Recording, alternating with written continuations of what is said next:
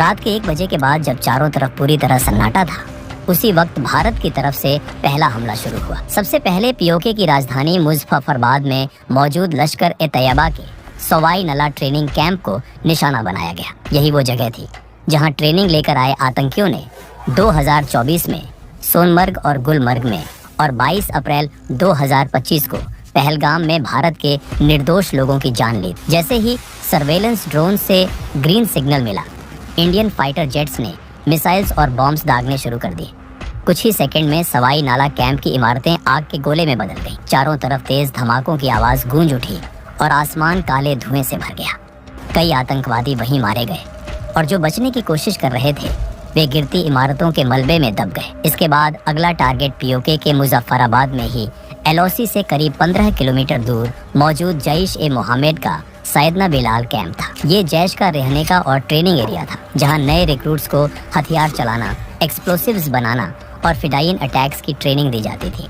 तीसरा target LOC से करीब 30 किलोमीटर दूर पीओके के कोतली इलाके में मौजूद लश्कर-ए-तैयबा का गुलपुर कैंप था। इन दोनों कैंप्स पर भी हमला कर दिया गया। इसी कैंप से ट्रेनिंग लेकर आए आतंकियों ने अप्रैल 2023 और जून 2024 में पुंछ में तीर्थ यात्रियों से भरी बसों पर हमला किया था। सैयदना बिलाल कैंप और गुलपुर कैंप पर मिसाइल्स और बॉम्ब्स की लगातार बारिश होने लगी। इस पूरे वक्त प्रधानमंत्री नरेंद्र मोदी लगातार एनएसए अजित डोभाल के संपर्क में थे और ऑपरेशन की हर अपडेट ले रहे थे।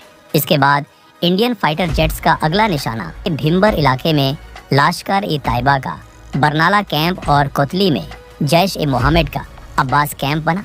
बरनाला कैंप में लश्कर अपने आतंकियों को हथियार चलाने, फेक आईडीज बनाने और जंगल में सर्वाइव करने की ट्रेनिंग देता था। वहीं अब्बास कैंप, जिसकी कैपेसिटी करीब 15 टेररिस्ट्स की थी, वहां जैश-ए-मोहम्मद फिदायीन तैयार करता था।